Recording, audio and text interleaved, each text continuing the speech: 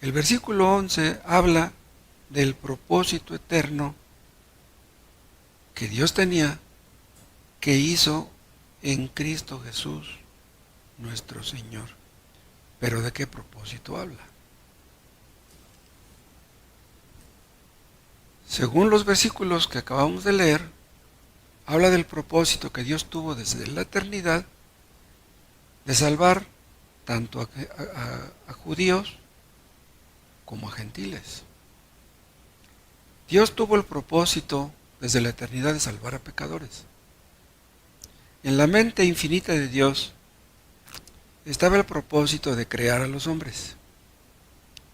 Después de haberlos creado, permitir que el pecado entrara en el mundo. Y de entre una raza caída, salvar a unos y dejar el resto a sufrir las consecuencias de sus pecados. Unos escogidos para ser salvos, o otros reprobados. Si Dios hubiera querido salvarnos a todos, a Él no le hubiera costado ningún trabajo. Pero desde la eternidad no planeó eso. Planeó salvar a unos y no a otros.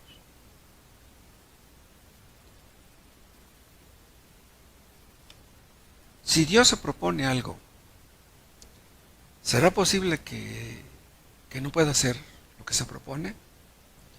Nosotros a veces nos proponemos una cosa, nos proponemos otra, y luego a la mera hora pues no podemos hacer nada. Tenemos muchas limitaciones. Hay cosas que queremos hacerlas y las hacemos, pero no todas. Hay cosas que no podemos. Pero Dios no tiene limitaciones. Y si Dios tuvo desde la eternidad salvar a pecadores, Él los va a salvar. Dios dispuso todo lo que acontecería en este mundo con este propósito en mente. El propósito de Dios es salvar a pecadores, salvar a los escogidos. Todo gira alrededor de esto. Todo lo que sucede en este mundo y lo que sucede en la vida de cada ser humano está relacionado con eso. Dios dirige, gobierna, controla todo lo que acontece para que ese propósito se cumpla. ¿Cuántas veces han escuchado ustedes que nada ocurre por casualidad? Dios permitió que creyentes del viejo mundo, o sea, de Europa, fueran perseguidos. Esos creyentes que fueron perseguidos en Escocia, en Inglaterra, en Holanda, en Alemania, muchos huyeron a Estados Unidos.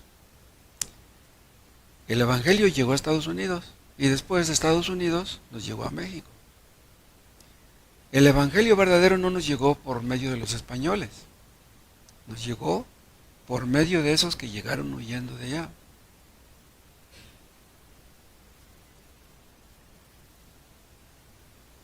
Este propósito consistía, repito, en salvar a los escogidos. Vean cómo dice Efesios 1:4. Según nos escogió en Él, en Cristo, está hablando de Cristo, antes de la fundación del mundo. Vean, los escogidos fueron escogidos antes de que Dios creara el mundo, para que fuésemos santos y sin mancha delante de Él. En amor, habiéndonos predestinado para ser adoptados hijos suyos por medio de Jesucristo, según el puro afecto de su voluntad. Entonces, Dios predestinó a los que serían salvos desde la eternidad. Y acuérdense ustedes, la predestinación incluye dos cosas: la elección y la reprobación. Si unos son escogidos, otros son reprobados. Si unos son hechos hijos, quiere decir que los otros no son hijos. En este mundo solamente hay dos clases de personas: los que son hijos de Dios y los que son hijos del diablo.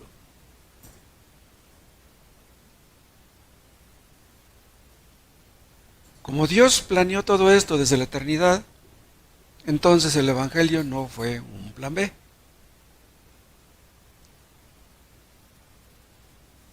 Los dispensacionalistas creen que Adán y Eva fallaron, entonces dijo Dios, ya fallaron Adán y Eva, ¿y ahora cómo le hago? Ya sé, pues voy a hacer otro plan. Ya me falló el primero, voy a hacer otro. Voy a mandar a un redentor al mundo para que pague por los pecadores que yo quiero salvar.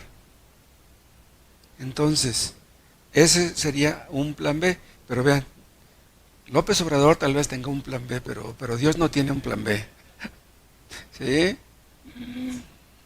Los dispensacionalistas creen que Dios aprende de sus fracasos. Nosotros sí, aprendemos de nuestros fracasos, pero Dios no. Entonces, repito lo que ya dije. Todo lo que aconteció, lo que está aconteciendo y lo que va a acontecer en el futuro gira alrededor del propósito eterno de Dios. Esto acerca de todas las personas de todo el mundo. Dios llamó primero a un hombre. Ese fue Abraham. Abraham fue uno de los escogidos. De Abraham, de la familia, de la descendencia de Abraham, Dios formó una nación, la nación de Israel. Dios instruyó, guió, disciplinó, preservó a Israel durante muchos siglos, hasta que vino el Mesías. Muchas naciones trataron de acabar con los judíos, o sea, eran odiados por todos los vecinos. Pero Dios tenía un propósito. Cristo tenía que nacer en Belén. Cristo tenía que ser judío. No es posible que los judíos hubieran sido exterminados porque Dios tenía un propósito. ¿Se acuerdan de Amán? Amán quería destruir a los judíos y por poco lo logra, pero no era posible que lo lograra porque pues Dios tenía que cumplir con su propósito. Después de un tiempo predeterminado por Dios, vino el Mesías. Vino el Mesías exactamente en el tiempo previsto por Dios.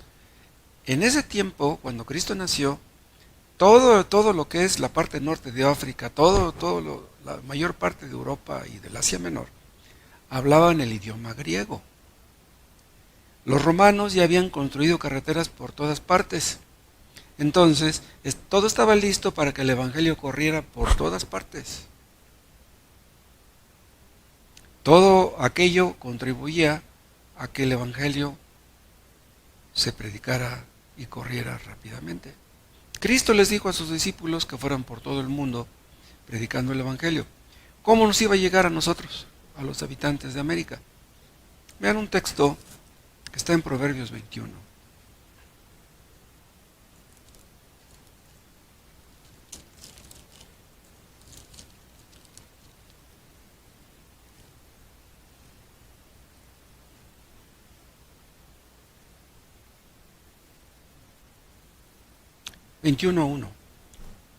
Como los repartimientos de las aguas, así está el corazón del rey en la mano de Jehová.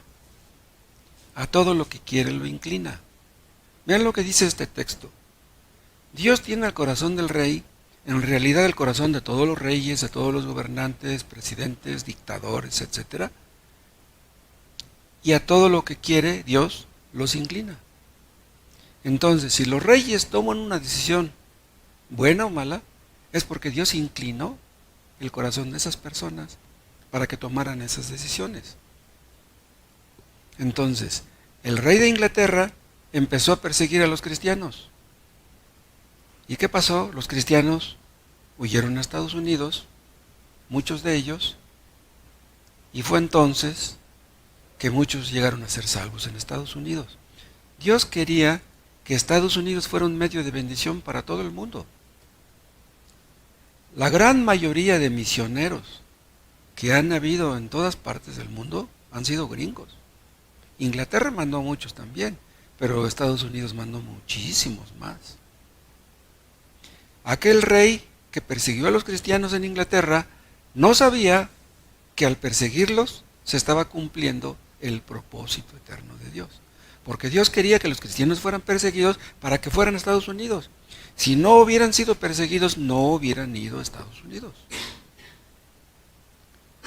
Faraón tampoco supo que Dios lo había puesto en el trono porque Dios tenía el propósito de no dejar salir durante un tiempo a los israelitas de Egipto. O sea, la necedad de Faraón, todo entraba en el propósito eterno de Dios. Las cosas serían como Dios dijera, no como las dijo Faraón. Dios saca bien del mal. Dios sacó bien del mal de este rey de Inglaterra que hizo huir a los cristianos. Dios sacó bien del mal de Faraón al negarse a dejar ir a los israelitas. Entonces, Dios tenía el plan de que el Evangelio nos llegara de los Estados Unidos aquí. Había un periodista hace muchos años que se llamaba Tomás Mojarro, no sé si alguno de ustedes lo conociera, bien chistoso. Él fue el que inventó esa frasecita que dice, pobre de México, tan lejos de Dios y tan cerca de los Estados Unidos. ¿Sí? Pero vean, pobre de México, tan lejos de Dios y tan cerca de los Estados Unidos. Pero es que ese hombre era antigringo. Pero la mera verdad, estar cerca de Estados Unidos ha sido una bendición grande para México. En serio. En México las cosas están mucho mejor que en Centroamérica, no más por eso. ¿Sí? Si México estuviera donde está ahora Nicaragua y Nicaragua estuviera aquí, pues las cosas serían diferentes para Nicaragua. De Estados Unidos nos llegó el Evangelio. Los españoles llegaron primero a México, pero no llegaron a predicar el Evangelio. ¿Qué significa la palabra Evangelio? Buenas noticias. Los españoles trajeron malas noticias. Llegaron matando indios. Pero ven una cosa. Muchos religiosos llegaron de Inglaterra a Estados Unidos a matar indios también. Los indios norteamericanos fueron masacrados como los de Cholula, como los de Tlaxcala, como los de la Ciudad de México. Igual fueron masacrados. Pero los religiosos que mataban a aquellos indios en Estados Unidos no eran cristianos verdaderos. Eran sacralistas que querían, lo mismo que los católicos aquí, querían acabar con la religión de los indios para meter la católica. Eso es lo que querían hacer aquellos que hicieron las matanzas en Estados Unidos también. ¿Cuántas cosas tuvieron que ocurrir? ¿Cuántas cosas tuvieron que combinarse para que el Evangelio nos llegara a México? Vean, hay muchas implicaciones en el hecho de que conozcamos a cierta persona. ¿Qué hubiera sucedido si Tomás no hubiera conocido a Elisa? Si no hubiera conocido a Elisa, pues no se hubiera casado con ella. ¿Qué hubiera sucedido si Enrique no hubiera conocido a Arisbe? Si Gerardo no hubiera conocido a Jackie. Si se hubiera casado con otra persona, ¿qué hubiera sucedido? Dios hizo que yo conociera a Tomás. No fue la casualidad. Yo veo la mano de Dios ahí, en eso. Dios usa en su providencia todo lo que acontece para que sus propósitos se cumplan. ¿Se acuerdan ustedes que cuando David andaba huyendo de Saúl, en un momento dado, Saúl estaba dormido en una cueva? ¿Se acuerdan? Y se quedó profundamente dormido. ¿Se acuerdan de eso? Eso está en 1 de Samuel 26. Chequen este texto.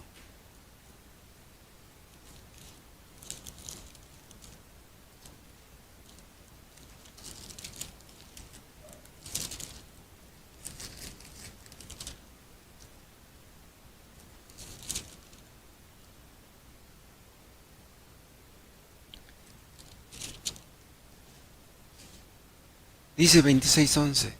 Ya está David dentro de la cueva, está bien dormido Saúl y su gente.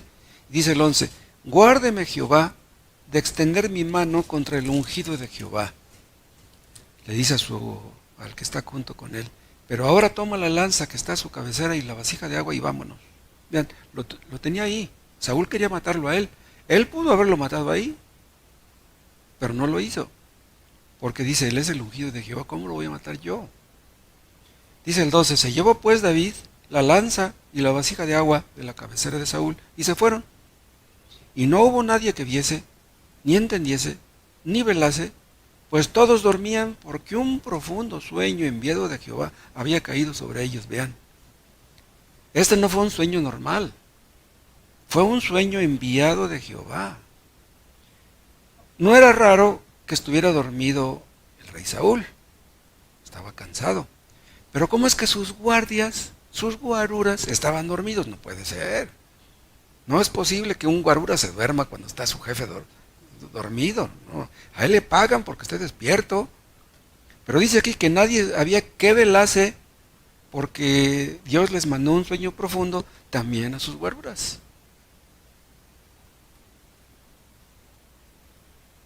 Entonces, ¿qué estoy diciendo? Que este sueño ocurrió en la providencia de Dios. ¿Por qué? Porque sus planes, sus propósitos se tenían que cumplir. Vean otro texto en el libro de Esther.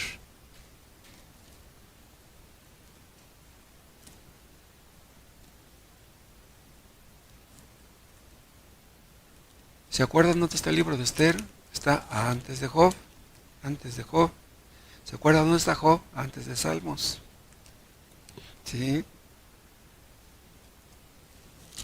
Esther, capítulo 6.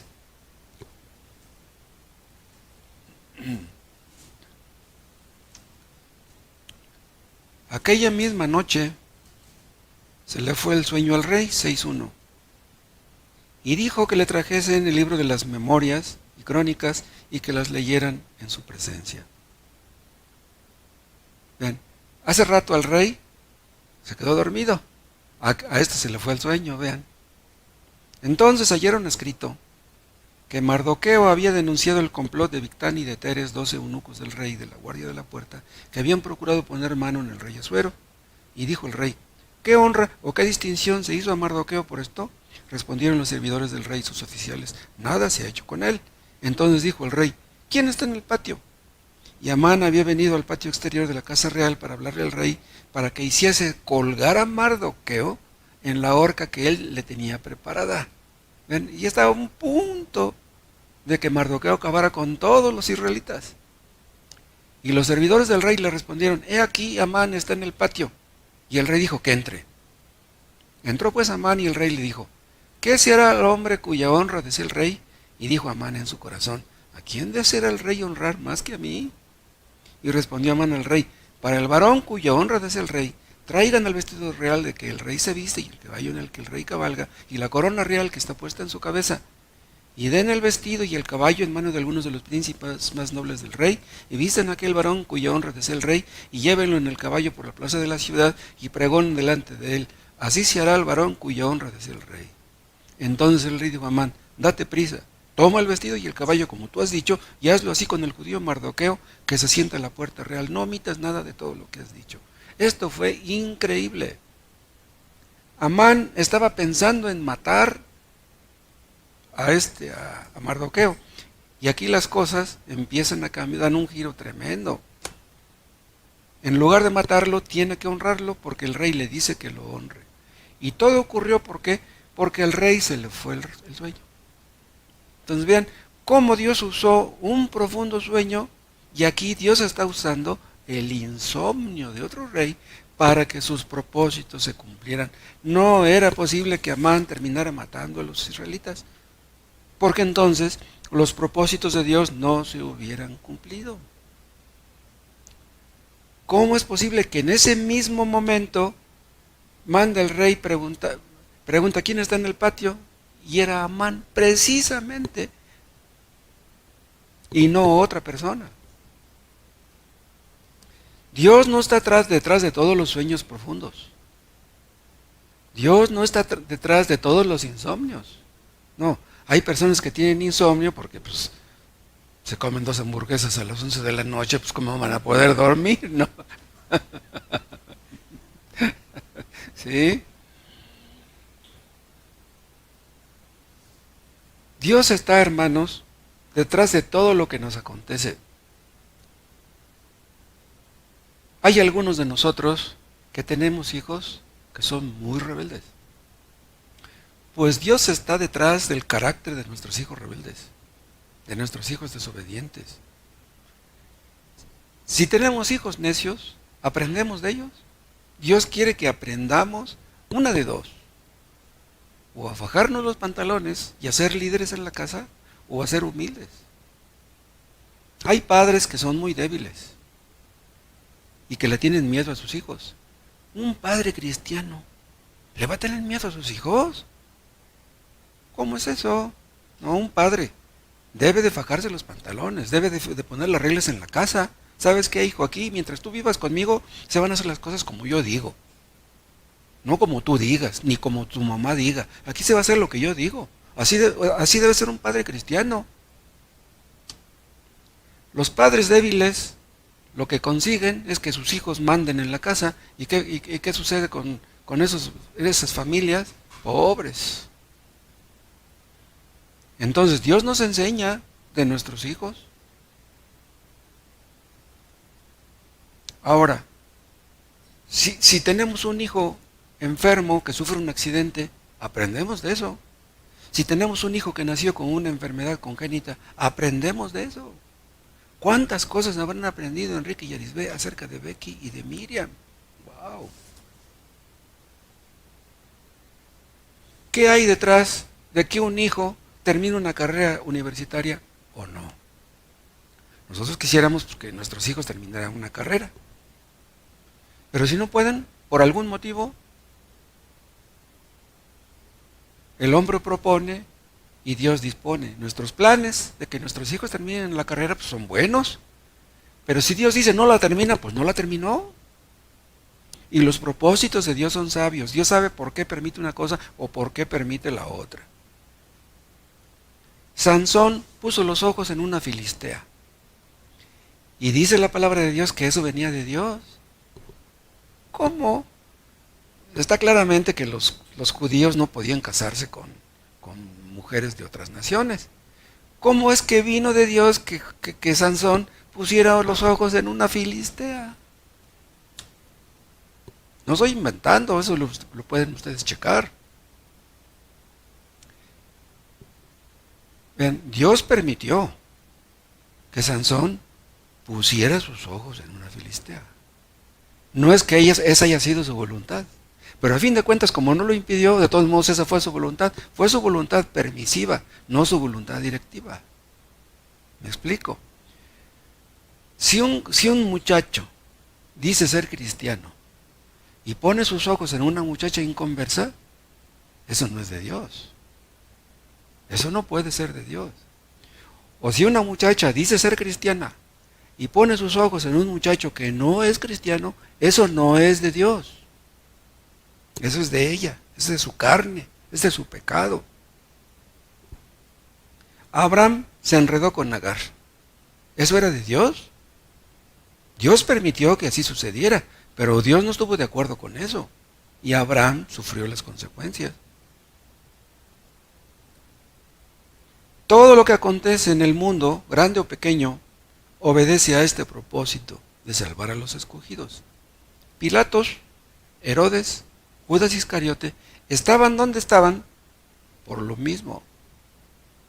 Los mercaderes madianitas que compraron a José estaban ahí exactamente cuando deberían de haber estado para que compraran a José. Otra cosa, que los mercaderes madianitas normalmente no compraban gente. Eran mercaderes, compraban mercancía, no compraban gente, pero Dios lo puso en su corazón que compraran a José.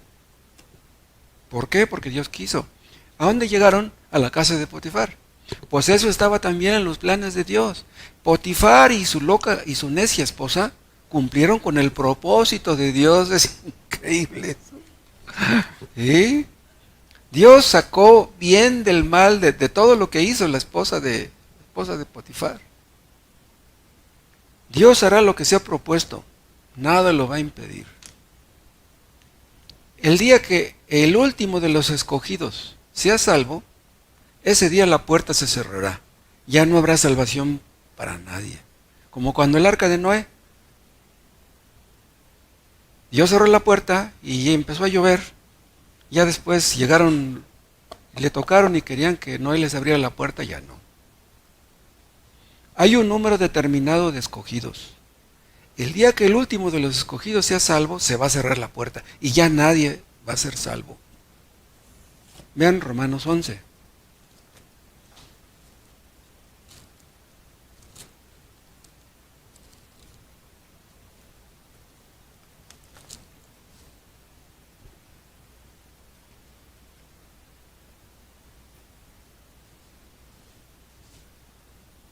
Once 25. Porque no quiero, hermanos, que ignoréis este misterio.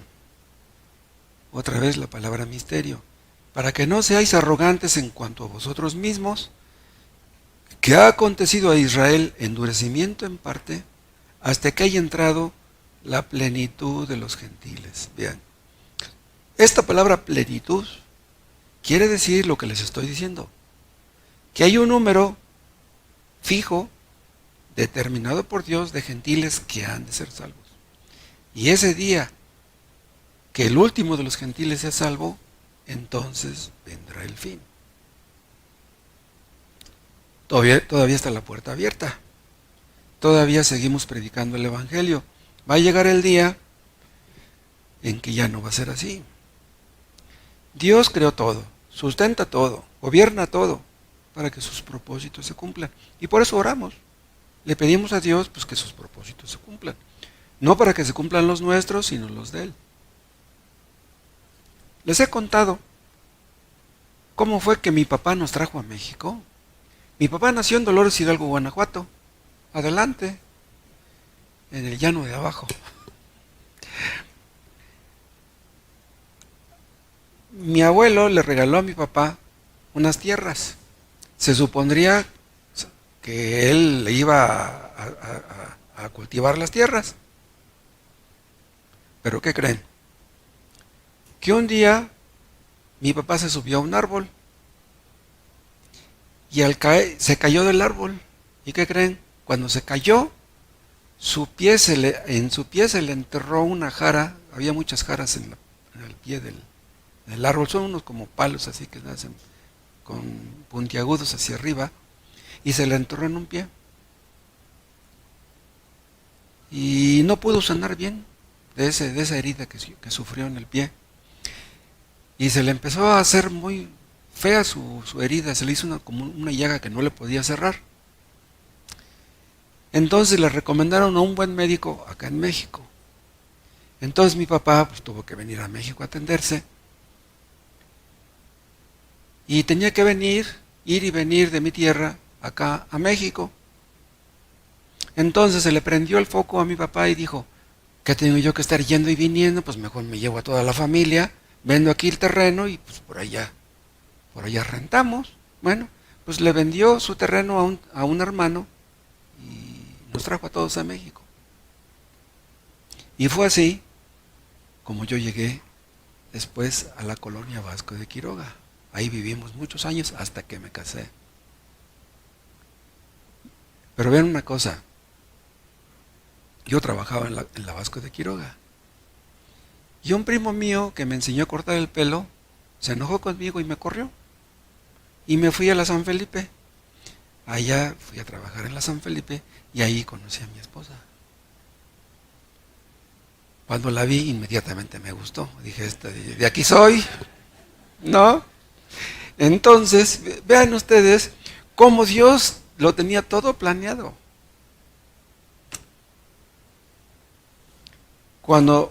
Si yo hubiera vivido allá en mi tierra, yo nunca hubiera sido salvo.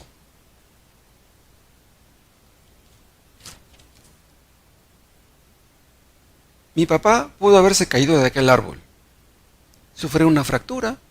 La fractura le ponen ahí un yeso y se hubiera solucionado todo. Pero no, Dios quiso que las cosas fueran diferentes. Dios está detrás de todo lo que acontece. Y eso que estoy diciéndoles yo, lo pueden decir todos los creyentes que están aquí. Si miramos hacia atrás, retrospectivamente, podemos ver la mano de Dios en nuestras vidas. ¿Cómo nos llevó aquí? Nos llevó allá. Conocimos a una persona que nos hablaron del Evangelio. Puso en el corazón de alguien que orara por nosotros, que nos regalara una Biblia, que nos invitara a venir al culto. O sea, Dios planeó todo con el propósito de salvarnos. Es increíble esto. Pregúntenle al hermano Jorge cómo conoció al hermano Víctor, y cómo Víctor después estuvo orando por él. Hombre.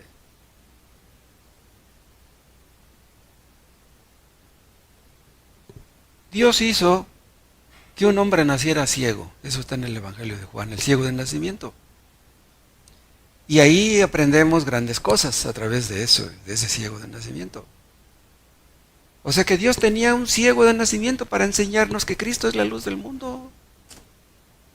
Que la luz que necesitan los ciegos no es la luz de los ojos. Lo que los ciegos necesitan es la luz en el alma. Un ciego puede ser salvo, aunque no pueda leer la Biblia. ¿Cómo Dios usa tantas cosas de una manera increíble para enseñarnos cosas? Porque los propósitos de Dios se tienen que cumplir, o de salvar o de santificar, como sea. Generación tras generación hemos aprendido de lo que le pasó a Job. ¿Cómo es que Dios hizo que a un hombre se le murieran 10 hijos de un golpe para enseñarnos a creyentes de siglos y siglos muchas cosas? Es el libro de Job. Lo que le pasó a Job nos ha enseñado grandes cosas.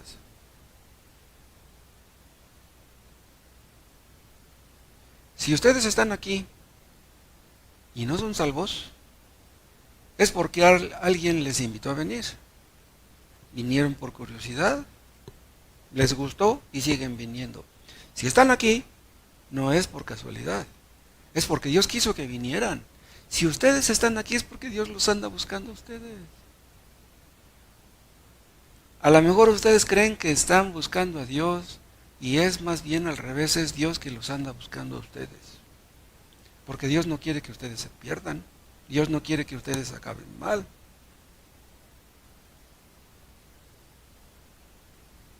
Antes de ser convertidos, leímos la Biblia algunos de nosotros y a través de la lectura Dios ablandó nuestro corazón. Escuchamos la predicación y a través de la misma Dios fue ablandando nuestro corazón como el martillo que rompe la roca. El poder del Espíritu Santo se ve cómo Dios empieza a trabajar con una persona hasta que Dios nos muestra nuestro pecado, hasta que caemos de rodillas. Dios mío, perdóname. Cuando una persona cae de rodillas pidiendo perdón, esa persona ya es salva. Pero en algunos casos eso lleva mucho tiempo. No tiene por qué ser así, es que somos algunos más necios que otros. Hay personas que rápido llegan a ser salvas. Eso es en cuanto a los escogidos. Dios les habla, les muestra su pecado, se arrepienten y son salvos. Pero hay personas que no son de los escogidos, que escuchan y escuchan, oyen la predicación y salen como si nada. Leen la Biblia como si nada.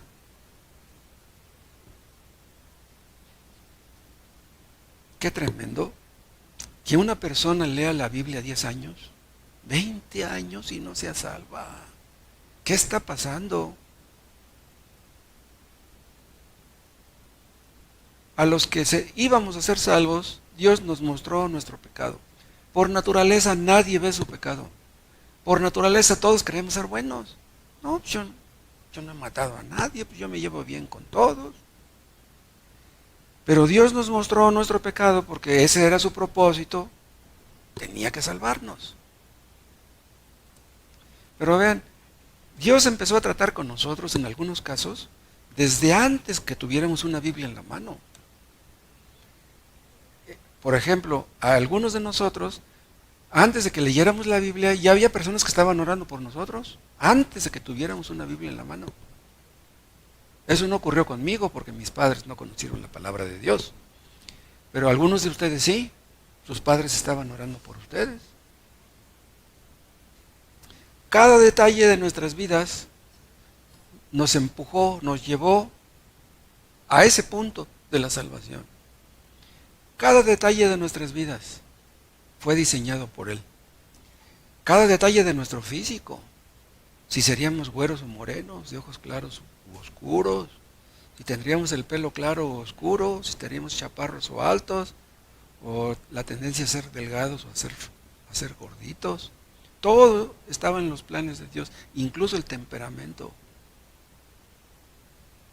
Si nos tocaron buenos padres o malos padres, todo estaba en los planes de Dios. Hay hijos que tienen buenos padres y no son salvos. Y hay hijos que tienen padres que son monstruos y llegan a ser salvos esos hijos. Es increíble. Pero pues Dios estaba detrás de nuestros padres. No los escogimos nosotros. Dios los escogió para nosotros. Si sufrimos en la infancia injusticias, crueldades, rechazos, abusos, todo estaba planeado por Dios. Es increíble. Nada fue casual. Todo lo que ocurrió contribuyó a que buscáramos a Dios y lo encontráramos. Si ahora somos salvos es porque Dios quiso que así fuera. No entraba en nuestros planes ser cristianos, pero ese era el plan de Dios. La voluntad de Dios obró en nuestra voluntad. La voluntad de Dios es más poderosa que la nuestra. ¡Qué bueno! Imagínense que existiera libre albedrío. No, yo no quiero que me hablen de nada, de Cristo. Muchas personas así han reaccionado. No me hables de Cristo. Pero después llegan a ser salvos. Primero se ponen muy necios, pero de alguna manera Dios trata con ellos. Cuando yo tenía 20 años, durante unos 2 años, caí en el ateísmo más necio. Leí muchos libros ateos y yo me hice ateo. Ese era mi plan, ser un buen ateo. Pero Dios quería que yo fuera cristiano. Es increíble cómo Dios hace las cosas. El Espíritu Santo, al estar leyendo la Biblia, me iluminó para que entendiera lo que yo estaba leyendo. Y de repente me hizo entender que Cristo era el único que podía ayudarme, que yo estaba mal. Y Él era el único que podía ayudarme. Yo lo entendí rápido. ¿Por qué? Pues porque Dios me lo hizo entender. No hay otra explicación. Es que Dios actúa de manera asombrosa porque Él es un Dios asombroso. El propósito de Dios de salvarnos se cumpliría y el propósito de santificarnos se cumplirá. A veces somos negligentes, no ponemos la diligencia debida, a veces descuidamos la oración, a veces descuidamos la lectura. Pero si Dios nos va a santificar, nos va a santificar. Si no es por la buena, es por la mala. ¿Por qué Dios le quitó 10 hijos a Jacob? ¿Porque andaba mal? No, él andaba bien. Pero él resultó beneficiado perdiendo sus hijos. Y nosotros también. ¿En qué sentido resultó beneficiado? Que él fue santificado. Vean ustedes la conclusión del libro. Dice, yo de oídas te había oído, pero ahora mis ojos te ven. Yo te conocía, pero te conocía muy poco. Ahora entiendo qué clase de Dios tan grande eres tú. Él no dice, Señor, pero ¿por qué me quitaste a mis 10 hijos? No. Él no maldijo a Dios por eso. Cuando Job llegó al cielo, no llegó a echarle pleito a Dios que le había matado a sus hijos. Job aprendió en unas semanas lo que nunca hubiera aprendido por sí mismo. Si Dios quiere santificarnos, nos va a santificar así y aprenderemos lo que no aprenderíamos de otra manera. ¿Hay alguno de ustedes que desespere o que desespera porque no es como cree que debería? De todas maneras estamos en las manos de Dios. Él hará con nosotros lo que tenga que hacer. Dios controla las cosas. Dios controla las personas. Sus propósitos se cumplirán, no los nuestros. Dios puede hacer, hermanos, si a Dios le conviene, si a Dios le parece conveniente, Dios puede hacer que una persona nos ame. Si a Dios le parece conveniente, Dios puede hacer que una persona nos odie, que una persona nos agreda, que una persona nos ataque, que una persona nos quiera pagar lo que nos debe. Dios puede hacer eso. Él es el dueño de todas las voluntades. Dios nos enseña de una manera o de otra. Si la lectura de la Biblia, si la predicación no nos santifican, la providencia nos va a santificar. Él tiene la providencia en sus manos. Dios usa las necesidades, las aflicciones, las enfermedades, las decepciones, las amarguras, los divorcios para esto. Dios usa a personas agresivas, déspotas, crueles para enseñarnos algo. Dios usa a nuestros hijos para enseñarnos algo, ya lo dije. Dios usa a nuestra pareja para enseñarnos algo. ¿Aprendemos o aprendemos? Dios sabe qué método usar con cada uno de nosotros. Dios sabe qué medicamento necesitamos, o amargo o dulce. Yo miro hacia atrás y veo claramente la mano de Dios en mi vida. ¿Ustedes la ven? ¿Ven la mano de Dios en su vida? Es increíble lo que Dios hace con cada uno de los suyos. ¿Qué es lo que Él quiere? ¿Cuál es su propósito? Llevarnos al cielo con Él. ¿Quiere llevarnos a la gloria? A nosotros, que éramos sus enemigos. Pero ese propósito es la de llevar a sus escogidos. Ahora yo les pregunto, ¿ustedes son de los escogidos? Ustedes pueden saberlo, si son o no. ¿Cómo pueden saberlo? Si se arrepienten de su pecado, creen en Cristo y lo obedecen, son escogidos. ¿No quieren arrepentirse, no quieren dejar su pecado? Hagan lo que gusten, entonces no son escogidos. Así de sencillo.